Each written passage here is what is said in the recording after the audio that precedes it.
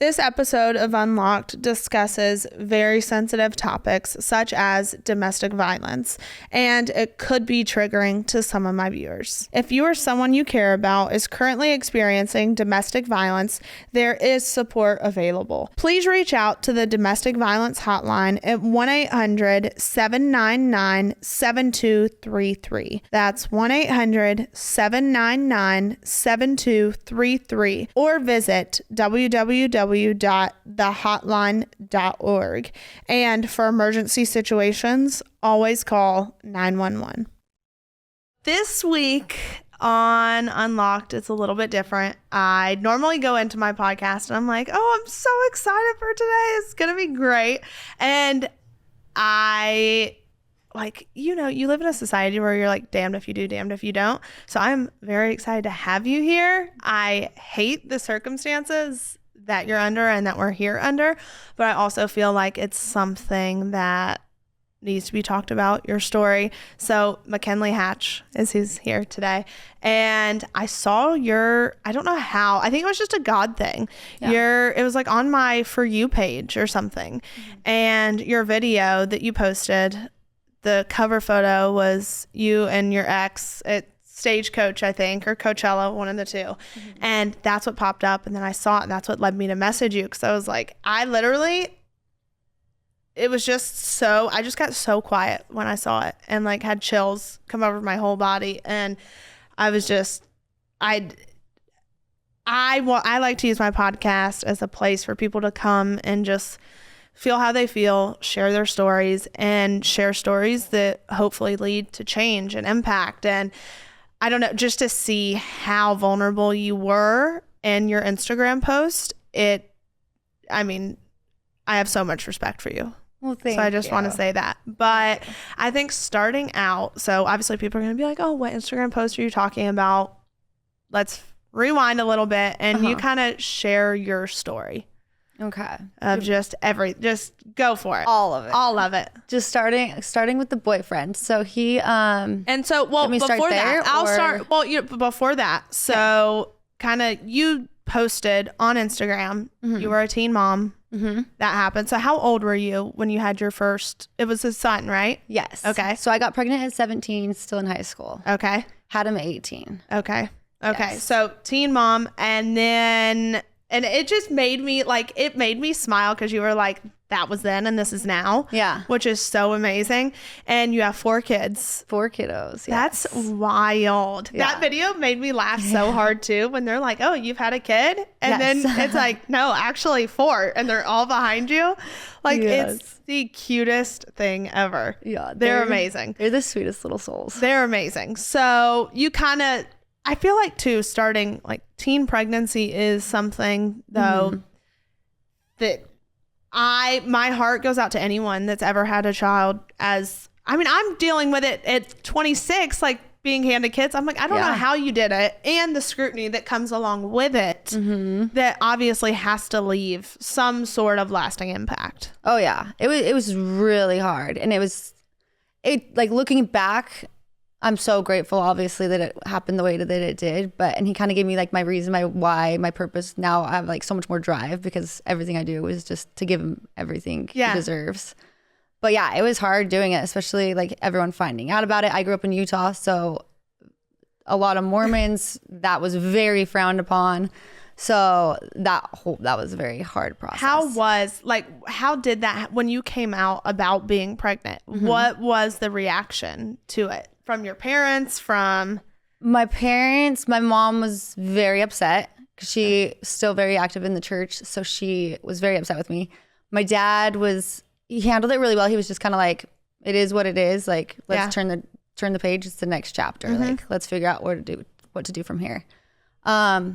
He encouraged me to do adoption. So we like looked at adoption places, and then just deep down, I knew that I could do it, and I was going to. And I was like, I don't think I'm going to be with his dad forever, but like, I know I can do it on my own if I have to. So that's what I did. And then like friends, school, I hid it for probably like 7 months before I told. What? And even my parents, I think I told my parents maybe like 6 months. Yeah. No. 5 or 6 months. Yeah. So it wasn't And then I went to school. I would just wear a hoodie. Hey, I'm pregnant. You're like, I'm like about to have a baby.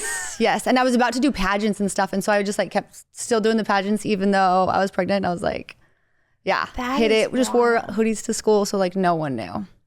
That is wild. Yeah. Holy cow. Yeah. It was like your story. That's my thing. It's like you have so many layers that when I was going through your Instagram, I was like, whoa, this like, it's just amazing to see. Yeah. Just the transformation through all of it and how you can find, I like to say, like beauty in the ashes at the end of all of it. And so recently though, with how I saw your Instagram, you kind of go into that story. Yeah. So I had a guy message me on Instagram, asked to take me on a date. And I was like, haha, I think we're in different cities. Cause I had just had a trip to Nashville, a girls trip. Okay. So he saw like the pictures of me in Nashville, assumed that I lived here. We talked over like several months once he realized that I wasn't in Nashville. So just kind of like FaceTime. We would FaceTime for like hours every night, even before I flew out. Yeah. And then finally flew out here, met him, like fell in love so quick. Thought he was like everything I could ever want. And turned out not like that. Yeah. And so what was the timeline of that? So he messaged me back in November of last year. So it's almost been a year. And then I ended up flying out in April. Oh, wow. So there was like, a lot of time. Yeah. And so when you guys were talking, were there ever any, looking back now, were there ever any signs that you were like, oh, I should have caught that or that? Yes. I think like the first sign was he started to become like very jealous and controlling. And like I went on the girls trip to Stagecoach, which the first picture was. Yeah. And it was supposed to be like a girls trip. Like we had our own little place to stay in. And I ended up having to like sell my spot to another girl because he wouldn't let me go by myself and came out with me. So like that, or like controlling over my phone too. He was always like going through all my messages, like text messages, like to like my mom or like to my sisters, like stuff that's just like personal that like you don't need to read. I mean, if I'm in a relationship, I'm very open with my phone. You can go through it, but like there's some stuff that like you just don't need to like. And two, you're gonna find something that you don't like. Yeah. You're gonna find it. It's that I'm like you. Like if I'm in a relationship, sure, my phone's right there. Yeah. But I don't. First off, I'm not going to put myself in a position for you to feel like you have to look through anything. Yeah. But out of your own insecurity, like you don't get to look at messages with my family members and that's just not. Yep. So when you saw that, how did you react in the moment to the Stagecoach? So we actually broke up. He was like, you can't go to Stagecoach. It's either Stagecoach or me. And I'm like, okay, we just started dating like a month ago. And like, I want to go on this trip. I don't feel like it's right for you not to let me go on this trip. Yeah. And then, so we broke up for like the weekend and then we went to talk again. And then we kind of agreed that he would come with me. So it was kind of a way for me to still go on the trip and then him to like feel better about me going. And so did your family know about this issue? My family did not, but my friends did. Okay. And their response was? They were like, he seems like very insecure, very jealous type, like, they didn't love him, but they're supportive of me. So they were like, okay, like if you really like this guy, like we'll give him a chance. They had not met him at that point in time either. Okay. So they just were hearing stories about our relationship. And at that time, you probably were like, everything, he's amazing. He's great. All these different things. And so after Stagecoach, where did things go? So at Stagecoach what month was that? Stagecoach is in May, June? Yeah, I think it's in like May. Okay. Oh, it might even before. It might have been the end of April. Okay. Because I think I flew out to Nashville and then back for a week with my kids, and then we went to Stagecoach right after that. So it's still like pretty early on. Okay. That we went together. And then, so we were just kind of doing like the long distance thing, like flying back and forth. Then when he flew out to me in May, that's like the first time that it happened. So this is May of this year. Okay. So we weren't even really together for that long. So from originally meeting in April, like the first time that it happened was in May. So very quick it started happening. So what would, and two, for people that are listening, obviously you've been very open about your story and you did another podcast and spoke. So I don't want people to think I'm being insensitive to ask questions. But you say the first time that it happened, for people that don't know, obviously it is domestic violence, and you've posted photos and videos that they can look on your Instagram and see. So that first time, like, how do you recount just it happening? So it kind of like threw me off because I really I didn't think he was going to be that person. And he was just like going through my phone, went to go grab my phone, and he like straight armed me back. And like, I know that's not okay, right? But like it happened, it like threw me off, and I'm like, okay, like did you mean to do that? And I was just like, wait a minute, like totally taken back. Kept trying to get my phone again, and then we were like on the bed, like trying to get it, and he like flipped me off with his legs off the bed, jumped on top of me, and started strangling me. Yeah, and so like, and then in the process of trying to get, and at that point in time, like for some reason, I thought I was like strong enough to like fight him off. So I'm like trying to push him off, trying to just like get away. And he had like called someone on my phone while we were like wrestling over it. And the person on the other end of the phone heard us fighting and heard what's happening. So he's actually the one that called the police on him. Wow. Yeah. Honestly, I don't even know if I would have had the strength to call the police the first time. Yeah. And so when the police were called the first time, what happened? Did they come to where you... How did that go down? So luckily the person that was on the phone knew my address, told the police to come to me. They called my phone back, the police did, and was like, hey, we just got a report that like, you're not okay. Are you okay? And I was like, no, I'm not. And so I live super close to the police station. They were there within like 2 minutes, and he ran out the back door, ran from the cops. Yeah. Wow. And so that happened. Then there obviously... He came back around. And what was that like? So he apologized like a million times, got flowers, did all these things for me.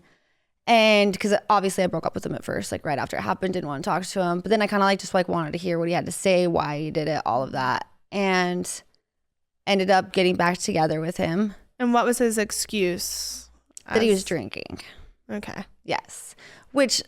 like I know alcohol could play into that, but then also, I mean, I've drank and I never even thought to do that to somebody. So exactly. Yeah. So it's never an excuse. That's and I feel like in situations like this, there's always an excuse, and that it's always somehow it's your fault. Yes, he was really good about. Yeah, he would always like later on other times that it happened, he was like, well.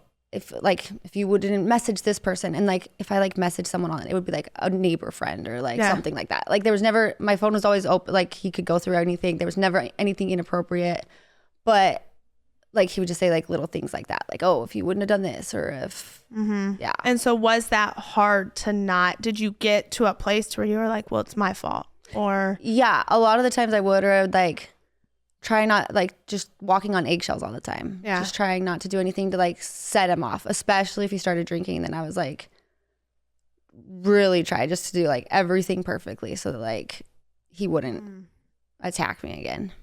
Gosh. And so that happened right after. And then when was the next time? So it happened when I flew out here to Nashville. He started like getting upset with me. And told me to pack up my bags because I obviously flew here. So I packed them all up. Once I packed them up, he was like started getting mad because he saw like that I was serious. He told me to pack up everything. So I was like, "Okay, done. If you don't want me here, I'll leave. I'll go get a hotel." Then he got upset that I was all packed up, ready to go. Yeah. And took my bags, started throwing them around the room, unzipped them, threw the clothes everywhere. And I was just like sitting on the floor, like watching it all down. I'm bawling at this point because I'm like, I don't know what's happening. And I can tell that like his anger is getting more and more. He started like hitting me over the back of the head. And then that point in time, I was like, okay, I gave you a second chance. Obviously nothing's changed. And now it's getting worse because you are like closed fist hitting me right now. So I just took off running, ran outside. He stopped me. I didn't make it very far. I got like to the sidewalk. Was this in like a house? It was at his house. Yeah. Okay. So ran outside, made it to like the sidewalk. He grabbed me, started apologizing. He's like, can we please talk? And so I'm like, I don't want to go back in the house with you, but I can talk to you outside. Like we can talk on the porch. So I go sit on the porch. He starts hitting me again over the back of the head, like outside. And at this point now, I'm just like screaming, like, please, someone help me. Someone help me. I grab onto the railing because he's trying to get me like back in the house. I fall like to the ground. He like drags me across the cement back into the house, shuts the door, and then just starts hitting me again. And like now at this point in time, I know I'm like not strong enough to fight back. Yeah. I just tried to run, and obviously I didn't make it very far. So then I was just like, I'm sorry. We can make this work. I'll forgive you. Like just saying anything I could just to like get him to calm down. And so I'm apologizing. Finally, he calms down. He's like, okay, let's go up in the room. We can talk in your room, in like my room. So we go up there. We're talking, and he had my phone at this point too. So I'm like, okay, I don't have a phone. I can't run. I can't fight him.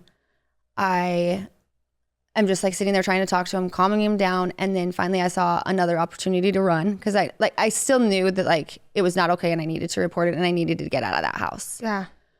So I grabbed my phone, ran outside again. And luckily, like he was going to the bathroom. That's how I like made it out. And so I had a little bit more time to ran like 4 houses down, turned the corner, was hiding behind a truck, called 911.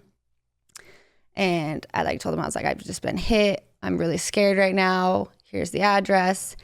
And the way I said the address, they needed like a north or a south, and I didn't know what it was. And they're like, you're outside. Is there any way you can go up to the street sign and just like look and see what the address is of where you are? And so I was like, I'm really scared. I'm afraid if I come out from hiding behind this truck, he's going to see me. And they're like, try to like be safe, but like we really need to know like where your address is. So I get out from behind the truck, tell him the address, and then I like look down towards his house and see him standing outside, and he just starts running at me. And so I'm like asking the operator, I'm like, I don't know what to do right now. I don't know what to do. He's running after me. Like, what do I do? So I'm like, I'm going to run. But then I didn't want to like run too far and like have the police not know where I am now from the address that I just gave them. But I just started running. Like he caught up to me. I like grabbed my phone, like tried to hide it from him, but he grabbed it, hung up the phone with 911.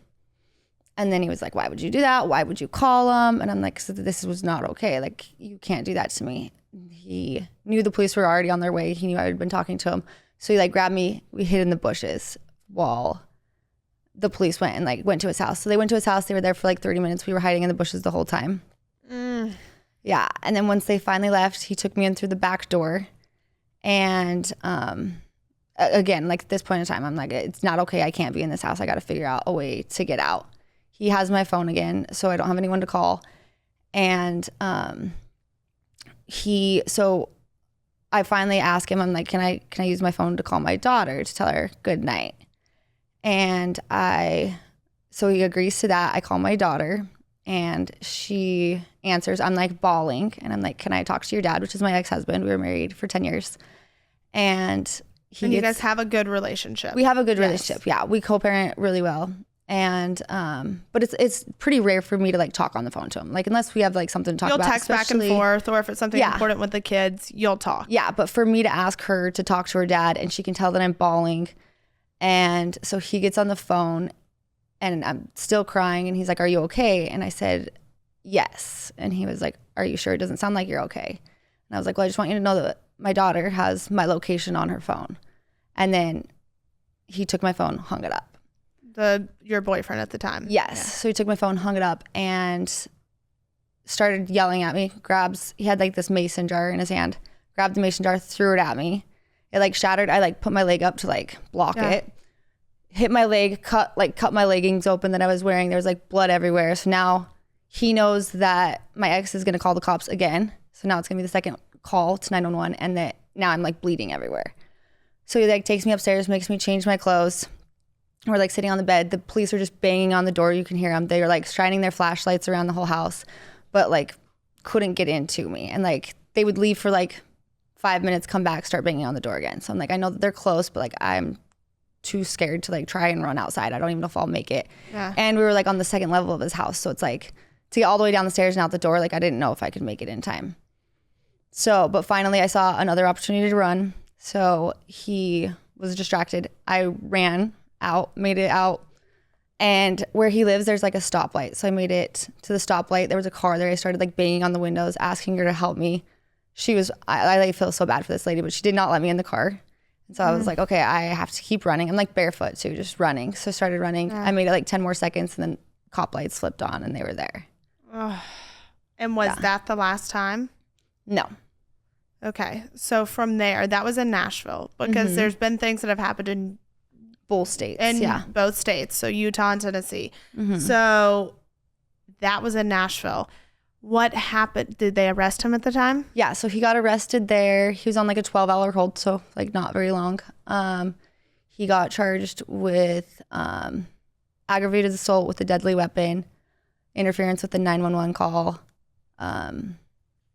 false imprisonment, and public intoxication. Okay. And then he got out 12 hours later. And where were you at that moment? So I went back to a hotel because obviously I don't live here. So I just got a hotel that night. I ended up staying in Nashville for like 2 days just to like, because when I woke up the next morning, I found it. A friend had texted me, not like a close friend, and they were like, "Are you okay?" And I was like, "How does she know?" Yeah, because it was posted on. There's an Instagram page that gets everyone who gets arrested in Tennessee. I swear to, it's crazy, and they post it almost immediately. Yeah, and it had the full story, and they like they tagged my Instagram in it. They tagged his, and so and then I was like, after she texted that, I like went to my Instagram, just flooded with messages. So that's why I kind of stayed here for like another 2 days just to like. There was a lot. Yeah, and I was like, I had my dog out here with me. Something like that, you're so the adrenaline, I feel like, is so high of just like self-protection. Oh yeah. And you have to, and then when it comes down, you crash. Oh yeah.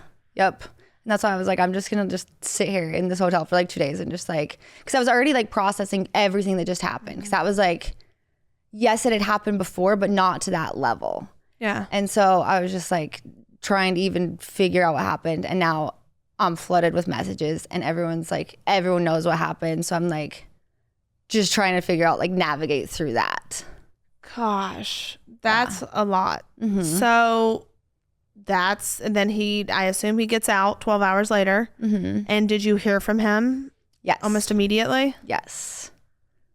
What? That's wild to me. Yes. And like at this point in time too, like my family knew. So they're like, everyone. Yeah, everyone did. And then my family knew like all the details of everything too. So they obviously did not want me in Nashville, wanted me to come back, wanted me to never talk to him again, which at the time I did request a protection order that night, but it never went, like we never really like filed the paperwork to do it. Looking back, probably should have, but then at the same time, it's like, it's so hard with domestic violence, because it's like, yes, the protection order will help you and can help you, but when it comes down to it, like they can what you allow. Yeah, they can get to you if they want. If they really want to. And in domestic violence, what a lot of people don't talk about, what's so hard, is how manipulative the abuser can be and what an emotional hold it can have on you. And you're just like, well, they said I'm sorry. Yeah. Like they said they're going to do better. They promised. You get in such an abused state. Oh yeah. That you're just like, okay, well they said I'm sorry. Yeah. And did you find yourself in that place? Oh yeah. And I feel like I was like, I knew it wasn't okay. Even though I kept going back, I knew it wasn't okay, but I kept going back. But I was like, okay, he promised me he wouldn't drink anymore. He went into like a 6-week program for like intensive therapy to try to, because obviously his family knew what was happening too. So like they were trying to help him. He flew back home to Wisconsin to like be there, just to be away from everything, just to like focus on himself. I'm thinking that this can all like help him, and then it didn't. But wow.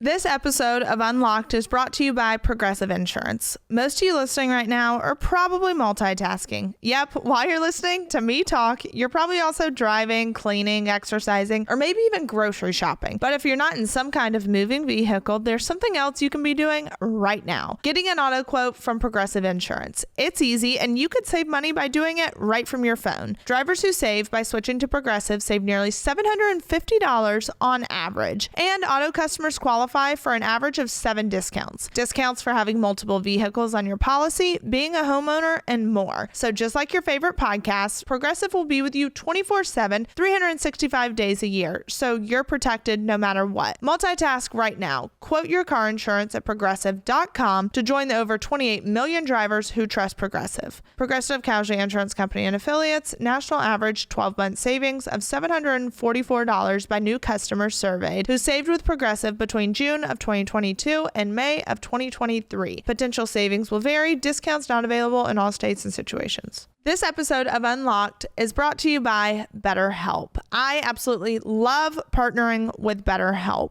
We all know I am huge on therapy. Therapy is my go-to. It's the only way to get through life. And I believe as an adult, it's our responsibility to look at our traumas and get the help that we deserve. So I don't know about you. I don't know what your holiday plans are. I don't know how you celebrate with your family. Do you exchange gifts, cards, vacations, experiences? I don't know. This year, you can exchange the gift of therapy with BetterHelp. It's absolutely amazing. And whether or not your family gives gifts during the holidays, you get to decide how you give a gift to yourself. And this year, it needs to be BetterHelp. It's entirely online, designed to be convenient, flexible, and suited to your schedule. You just fill out a brief questionnaire to get matched with a licensed therapist and switch therapists at any time for no additional charge. So if you're thinking of starting therapy, give BetterHelp a try. And the season of giving, give yourself what you need with BetterHelp.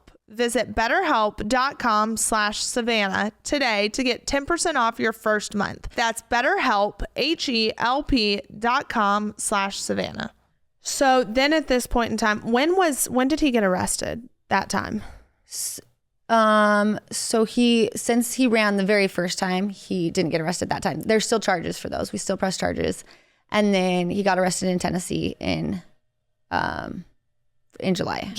Yeah. Okay. So that happened in July. Mm-hmm. And then when did you get back together with him after that?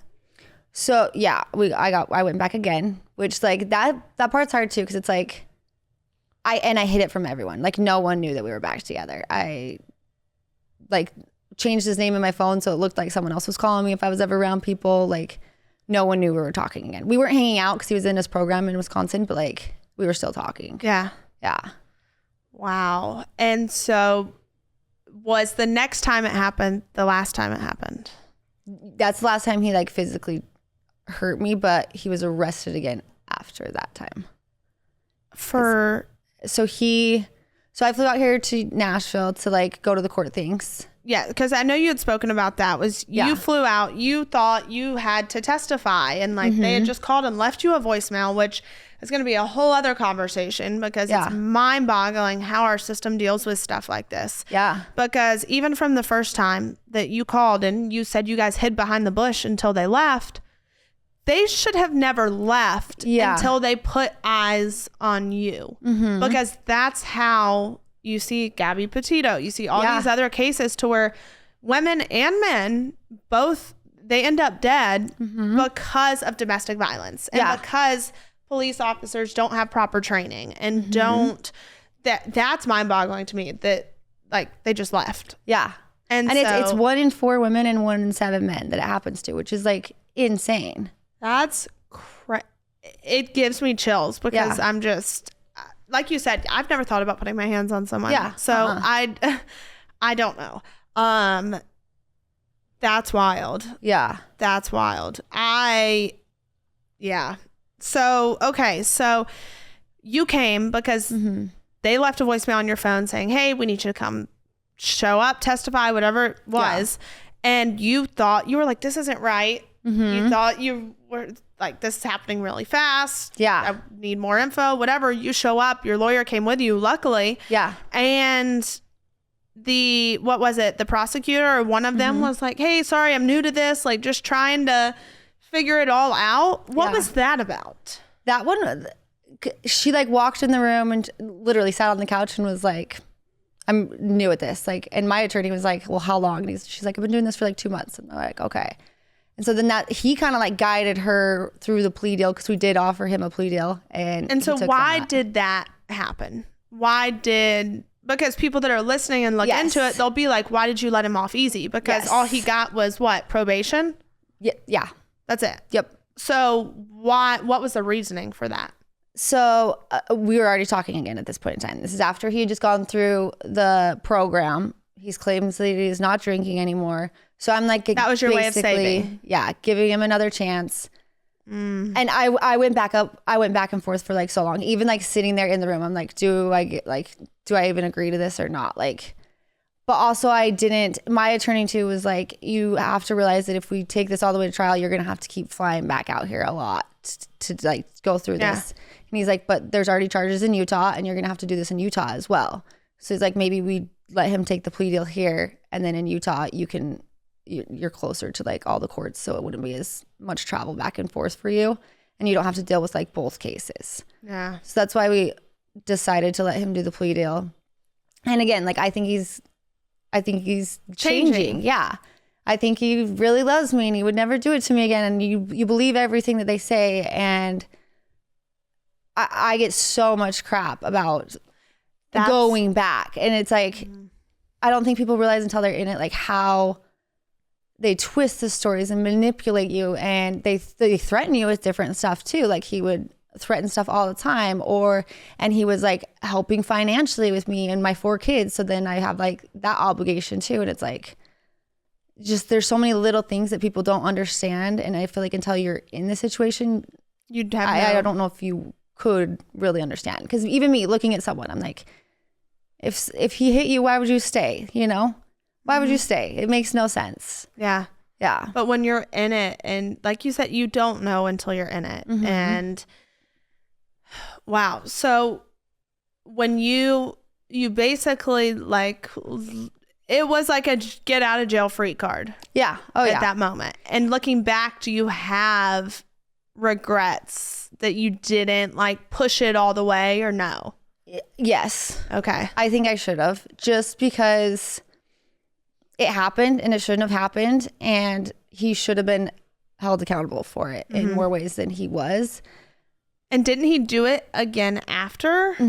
So because within 2 days of me dropping the charges, and it was like so bad. And you said, if I recall in the one interview you did, you said like, I didn't know if I was like actually gonna get away from that one. Yeah. I truly don't know if I was on the ground, couldn't move, like, and then even like the next morning I like woke up. Those are the videos with the bruises and everything. Yeah. What, like a black eye where you had bruises on your arms? Yeah. And then like the back of my head was like really, like he would like picked up my head and was like banging it against the floor, like broke my ribs on the side. Like it was really bad. And 2 days. 2 days later. Yeah. Wow. So in that moment, what did you do? That had to have been, I cannot imagine how you felt, the most defeating. And you had to have been beating yourself up because you were like, I thought you changed. Yeah. And this was like the first time we had like hung out and like been back together after his treatment and stuff. So I'm like, okay, again, he's better. Yeah.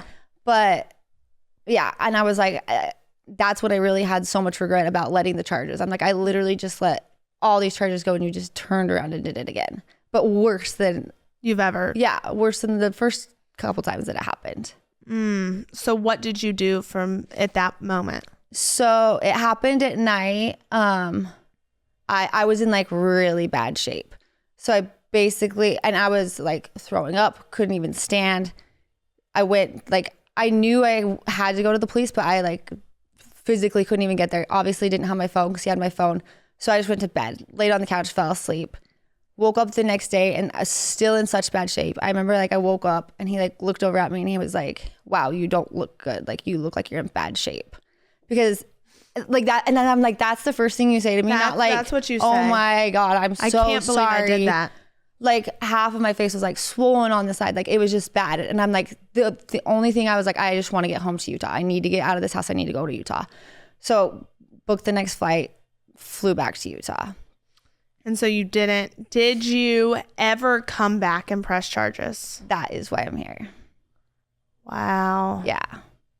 And I called, good for you. Like it makes me want to cry because like now's your time to take your power back. Yeah. And even so, this is like the first time too I've been back since it's all happened. And I was like, I think I can do it. Like, I'll be fine. But even just like landing at the airport, and I'm like, he usually picks me up from the airport. So it's like, that's like a trigger. Or even I'm here with my girlfriends. Luckily they came with me because they want to be here for me.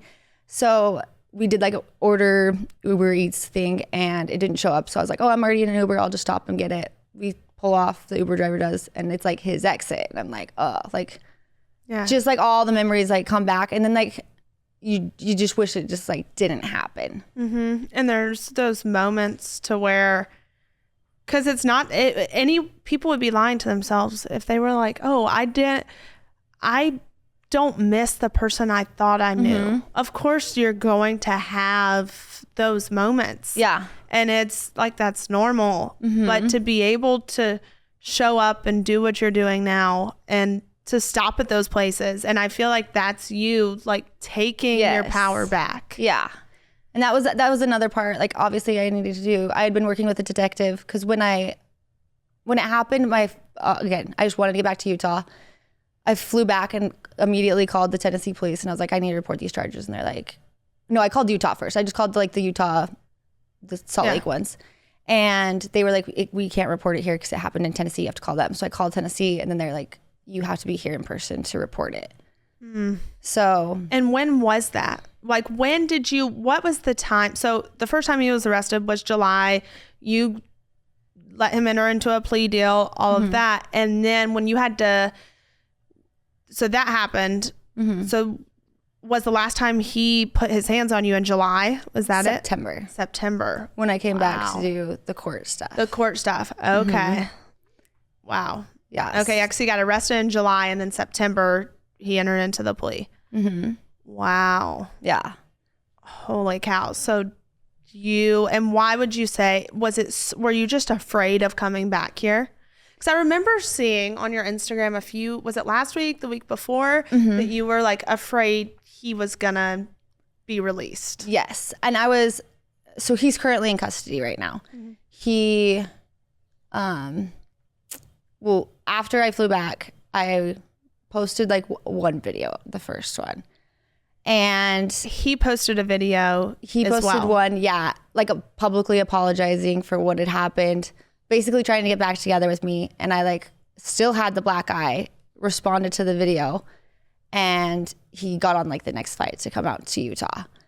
And I took the video down because at that point I'm scared. He's very upset. He knew that I had the intention to come back to Nashville to file the charges. And at this point, we're like not like really working it out. Like he knows I'm done. I'm like, I already filed the protection order. Like we're just waiting we're waiting for the judge to sign it. As soon as they sign it, like you're not even being able to call me anymore. Like you shouldn't be now. And he's like, no, I'm coming to see you. And I was like, don't come to my house. Don't come to my house. He flies there anyways. Is banging on my front door. And so I'm like, okay, the doors are locked. It's fine. I knew to call the police, but like, I just didn't know what they would do because he hadn't done anything. Basically, he just came to my house and was knocking on the door.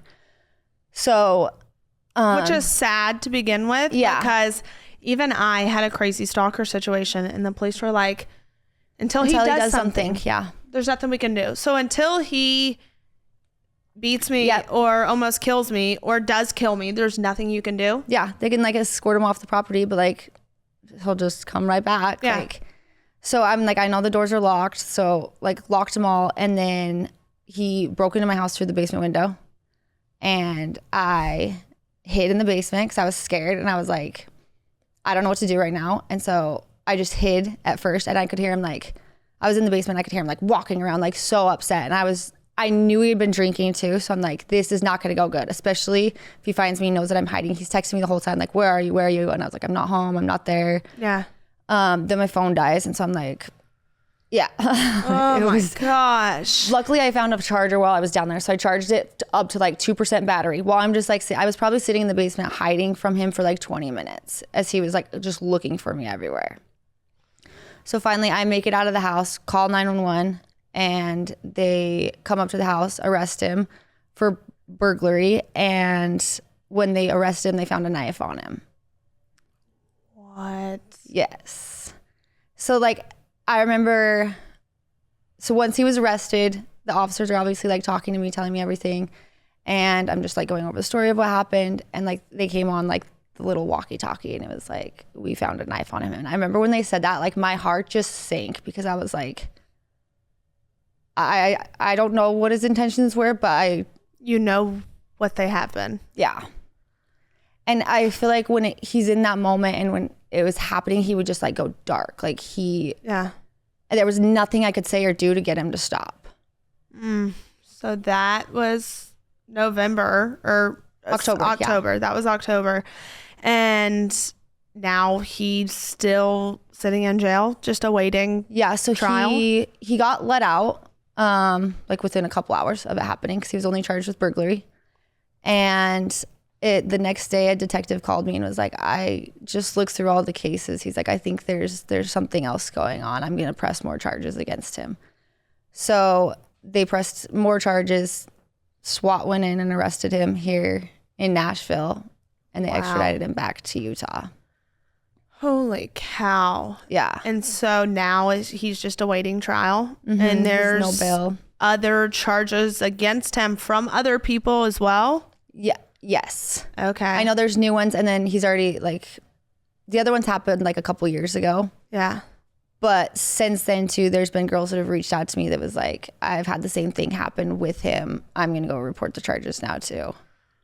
Oh, my gosh. Yeah. And in a way, you coming out. Yes. Definitely, I feel like saved a lot of people. Yeah. And that was hard for me to even like tell that story. Part of me felt like I was like obligated to because it was all over social media. It was everywhere. Not because I wanted it to. I probably would have never even, I don't even know if I would have like told my family and friends that it happened if it wasn't posted. And I just felt like a need to do it for like so many different reasons. And the first time I posted it, I was flooded with so many messages of women in the same situation that I'm like, I can't not tell my story now. Yeah. Because it's happening to so many people, and people just, it's so shameful too to like post that and be like, because you blame yourself. Yeah. A lot of times. So much. And it's like, and I went back and I let it happen again. And people are like, well, you have kids. Like, why didn't you think of them? And I'm like, that's what I was going to say. Yeah. That's like that is they're my everything. So it's like getting those kind of times to where you looked at them, your kids, and you were like, what am I doing? Yes. Like, because all it would take is maybe the next time and you don't come home to them. Yeah.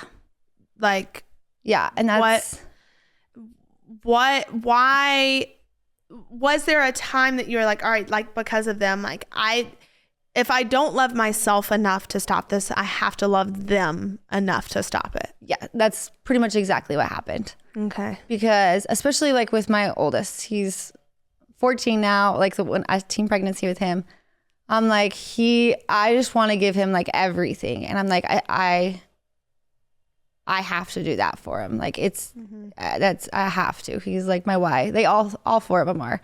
But him, like, obviously doesn't have like the best relationship with his dad. So I'm all he's got sometimes, you know? So I'm like, I can't not be here for him. God, I cannot. I'm like, it's just awful. Yeah. And to see, but now I feel like you're in a phase, like there's still so much growth and still so much healing to do, but like you just showing up here is a lot. And that's how, like, even the first night we landed and I'm like, we went out and I was like telling them like how I was like scared to go report it. And they're like, no, like you're here, you did it. Like, obviously they would support me no matter what, but they're like, he did it. He needs to be held accountable. And so like, and I'm just like bawling the whole night because they were just being so sweet. Like, yeah. And so did you do that yesterday or you went and reported it yesterday? Wow. Yeah. Good for you. Yeah. I was like, I need to just like land and do it so I can just you don't. Wow. Holy cow. Yeah. Good for you though. Just, I mean, when I saw your video, I was just like, I couldn't imagine. Yeah. And it's even like still like pretty surreal to me that it was like even happened and that like someone can take it to that level and do that to another human. How did his family respond? Because you said that they were aware of it. Mm-hmm. I think it's hard because it's family, right? Yeah. They want to help him, but I think they're enabling him at this point because they're still trying to bail him out right now. They're trying to get the charges dropped. Yeah. All of that, which it's not going to help him. It's just going to I know it will happen again if it doesn't if it's not to me, it'll be someone else. And the next time he could potentially kill someone. Yeah. Are you prepared for it to go to trial? Yes. So the very first time I talked to the prosecutor, I told him I didn't want to testify. I was like, I don't want to tell the story again. I don't want to do that. And then now that it's been a couple months, I've obviously come out with my story and like said it. And now I'm like, I think I'm ready to. Yeah, it's time for you to take your power back. There's no right or wrong way to deal with it. Mm-hmm. It's just whatever is best for you. Yeah. And telling my story has been like, I was so scared to do it, but it has been like so freeing and has helped me heal so much by saying it that I'm so grateful that I decided to do that. And it's held me accountable for like not going back, you know? That's what I was going to say is did part of you feel like, all right, obviously a good amount of people knew about it because that Instagram page posted his mugshot and then everything that had happened. Yeah. But it still wasn't the amount of like your following because you do like you have a successful business and what's your business? You're the CEO founder of it's called Mickey Gray. Okay. And it's I looked at it and I was like, wait, this is really cute clothes. Yeah, thanks. So you already had a good following. And so did you feel like, all right, well now like some people know, but I could still probably hide it. But then by you posting it, was that your way to kind of force yourself to be held accountable? Yes. I think even that one was a big one because I was getting so many comments. A lot of people did know about it, but like someone would comment and then other people would be like, wait, what happened to her? Like, and it was just like a way for me to be like, okay, this is what happened to me. But now I can like own the story and I can tell it and hopefully it helps other people get out of the situation that I was in or recognize signs before it happens to them. Yeah. Because like you said, your signs were going through your phone, being controlling, not allowing you to go to an event with your girlfriends. Yeah. Like looking back, you're like, hey, those were the signs I should have listened to. Wow. And even my friends too, they were like, before they even met him, they were like, when you guys are like FaceTime or talking on the phone, like sometimes like the way he talks to you, it kind of talks down to you. Like, we don't like that either, which was another sign. Like looking back, I'm like, oh, I should have listened then. And there was like several just like gut moments where I knew that like, I didn't think he would ever take it to the level he did. Yeah. But I knew something was off. I'm just like mind blown how someone could do this. Especially because I'm like, this is someone you claim you love. And how old you want to is marry he? them. He had just turned 30. Okay. So he was 2 years younger than me, but. What? This is wild. And so as you're going through the system. Yeah. Have you had moments to where you're like, whoa, like the system isn't for me? You know, like this, like, sure, you're going to meet people who like feel bad for you or whatever, but with the way an officer can only do so much or a lawyer based off of the laws and based off of tools that are put in place for domestic violence. Yes. And I wish that there was more because I feel like it takes so much for a victim to finally report it, to finally tell someone. Because again, there's like shame around. There's so many different reasons, but it takes so much courage for them to finally come forward. And when they do, there are some resources, but there's not a lot. And especially if you get like the wrong officer or the wrong, you know, that doesn't understand that or doesn't understand why you went back. Luckily, every time I've reported it, there's been someone that's been like trained in domestic violence and has dealt with those kind of cases for years. So they understand it. Or the prosecutors are like, I can only help you so much, but if you keep reporting it, like I will be the one to keep going after him because like it's not okay. It's still mind blowing to me though that the time that you ran, you were behind the truck, the officers left. Yeah. That to me is still what's so mind-blowing. Especially because if you could have heard the 911 call too, I was just hysterically, I was so scared and I'm just bawling. And I'm like, I told him I'd already been hit. I wasn't okay. I'm in bad shape. I'm covered in bruises. And that part kind of threw me off too. Cause I'm like, I don't know why they just like keep leaving. Like, even that, like in that moment, I feel like not even in that moment, just hearing it now. Yeah. That was your cry for help. And not to say, but like if they would have arrested him then, it may not have happened again. Yeah. And it's like, it's so hard too. Cause it's just like, again, like finally telling someone, like it took so much in me for me to finally call 911 even. Yeah. I considered it like a life or death situation or else I wouldn't have even called. I knew that if I stayed in that house, something worse was going to happen. But you love that person so much and you don't want to press charges against like your boyfriend. Yeah. You don't want them to have to go to jail. You don't want, and you have like so much hope and you love like that version of them that you think that they are and you think that they can become that. But then at some point in time you have to look at them and be like, this is who you are. Yeah. And so what would you say now? Obviously you are still in the thick of it all. Yeah. But you've done a lot of healing along the way, or you've begun to. What's one piece of advice you would give someone, a woman or a man, that's where you were months ago as it was happening? Leave. Like the very first sign, to just leave. It's so hard to, but it's just going to get worse. Like, and everyone says that it's going to get worse. It's going to get worse. And you don't want to believe it, but it does. It gets worse. And like to a point where a lot of people don't make it out. And so if they just leave at those first signs or the first like gut feeling you have, like your gut's always right. I feel like more people need to listen to it, including myself, obviously, but leaving is hard, or like trying to tell someone that's like a close friend or a family. Yeah.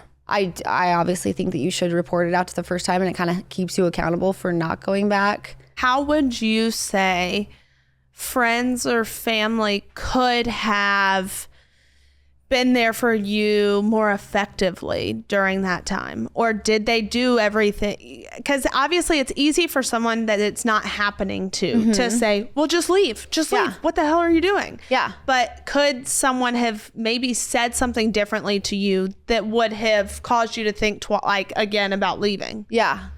I think that part is still hard for me because I've never been in the situation where I'm trying to pull someone out of the relationship, right? Yeah.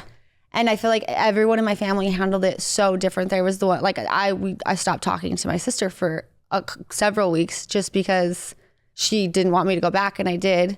And so that was like her way of holding me accountable. Or like I would get text messages from like friends or family that are like, why are you doing this? Like, and then you have the ones that were just like there just to check on me. Yeah.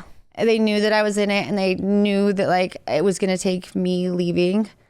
I remember one time a friend came to me and they're like, my sister's in the situation. Like, what do I say to her to get her to leave? What can I say to her? And I'm like, the hardest part is I don't think you can say anything. It just has to be that person having enough and finally walking away.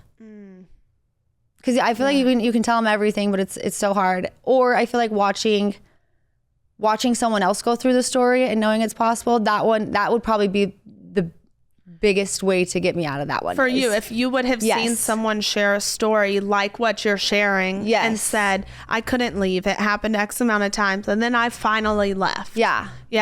Or having that person come like sit me down and be like, look, this is what happened to me. It's gonna get worse. You need to leave. I feel like then you can kind of relate to them a little more. So you kind of are like, okay, you understand how hard it is to leave, why I'm staying, and that I shouldn't go back. Wow. I really wish that I just would have like left when it was safe, when I didn't have to escape or like run several times. Yeah, but it's so hard. But now you're sitting here though, and you can see it. I can't imagine in the moment of like, for people that are listening that are going through it, that's the best advice of like, don't wait until you have to fight for your life to leave. Yeah. And it's like, there's so many resources for it too. In a way, there needs to be more. You can actually, in some places, like there's facilities you can call and for them to help you get out of your situation safely, or a police officer will actually come and help you or help you write a report, whatever it may be. Yeah. So what resources have you seen or used yourself that have helped you? And what resources do you think were lacking? So once someone is arrested for domestic violence, they'll reach out to the victim. There's usually a victim advocate that will help. They usually come out to your house too, depending on how serious the situation was. They'll come out obviously to make sure you're okay. They offered to put me in a hotel for the night just to like not be in my house anymore, to make sure once he got out, if I was safe. They have free counseling for once you are out of the situation that you can use. And then they also will like help you create safety plans, because so many victims go back. And so they help you create a plan to leave safely, because odds are you're probably going to go back, which sucks. Yeah. But they'll help walk you through that process. Obviously, getting them the counseling helps to figure out and process all the trauma.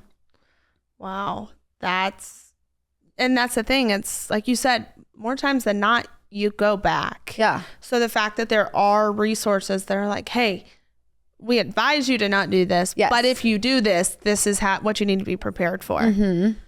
Holy cow. So now that you're to this stage, you came back, you pressed more charges, which is so unfortunate. That's like that you have to keep doing it. I think that's what's so sad. But I mean, heck, at this point, he's in over his head and they're piling up amongst you and other people that it's come out about. Because like you said, or I said, Nashville is like a big city, small town. Yeah. And so you live in Utah, but he lived here. And there are a lot of people that have had experiences with him in this town that, allegedly we have heard about. But what you're doing is freaking amazing.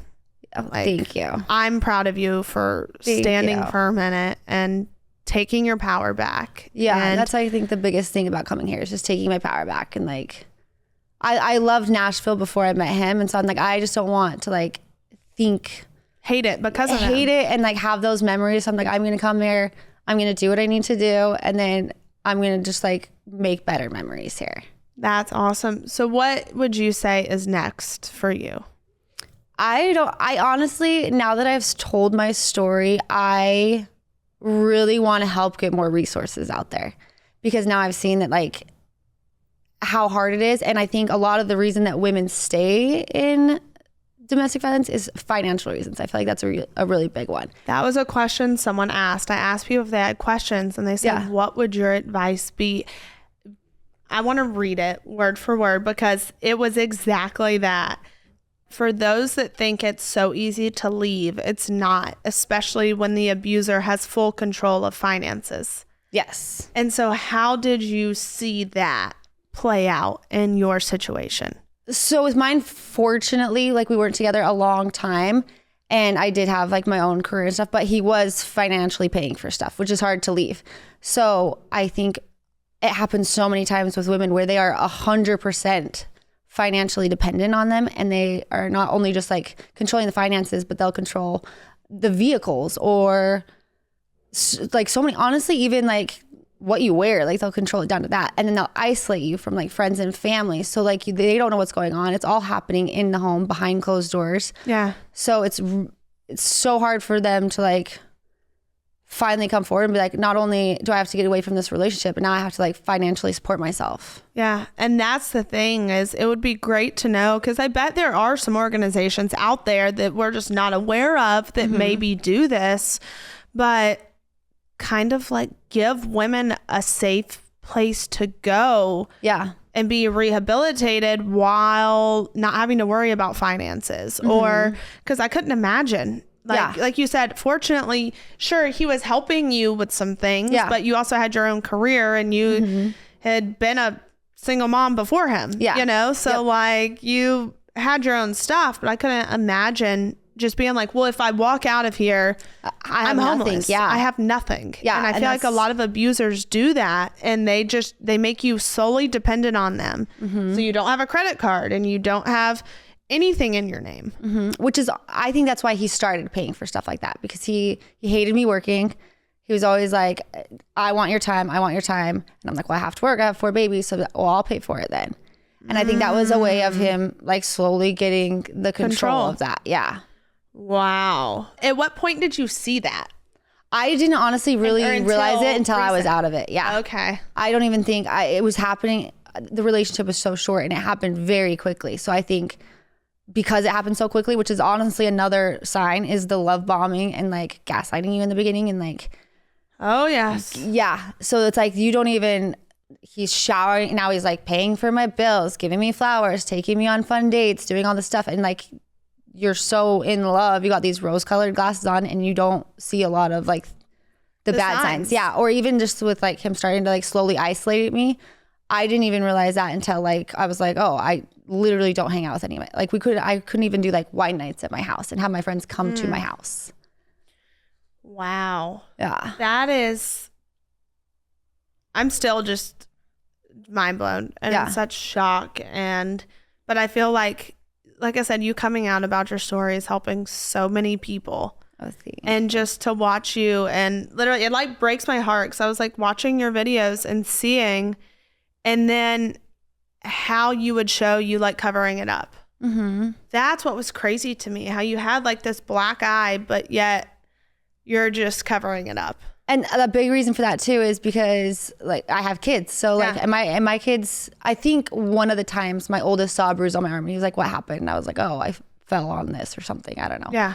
Made up some story. But like for all the ones, I mean, how are you going to tell your kid? Like the bruises that I had, like there's really no, you have to have a serious something happen to look like that. So I would just cover them all up, because I trying to protect my kids to like, so they didn't have to know what was happening. Because for the most part, I mean, they were the only ones I was really around, because I wasn't around family or friends anymore because I was so isolated. Yeah. I just want to say thank you for being vulnerable, showing up, telling your story, because it's impacting so many different people's lives. And now we just, like you said, you want more resources out there.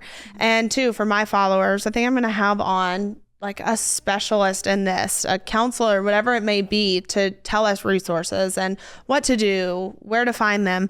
But for people that maybe don't know where to find you, where can they, like, what's your Instagram? Because I referenced the video at the very beginning. So for people to get the full breakdown, what is it? So it's just my name at McKinli. Okay. So McKinli. Okay, perfect. So you guys, and once the episode drops, I'll like post something so people can find it.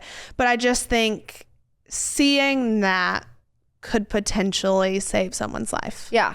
Because whether it's at the beginning stages and they don't want to get to that point or whatever it may be, I just think it's super important for people to see that. But thank you. And I'm really proud of you. And I'm excited to watch your journey. Thank you. As you fight this. And hey, I will shout it from the freaking rooftop. So if you need me, I'm here, because there ain't no way in hell he's getting away with it. Yeah, right. I hope not. No, not at all. Well, thank you. No, thanks for having me on, and thank you for like having this platform so I can tell the story.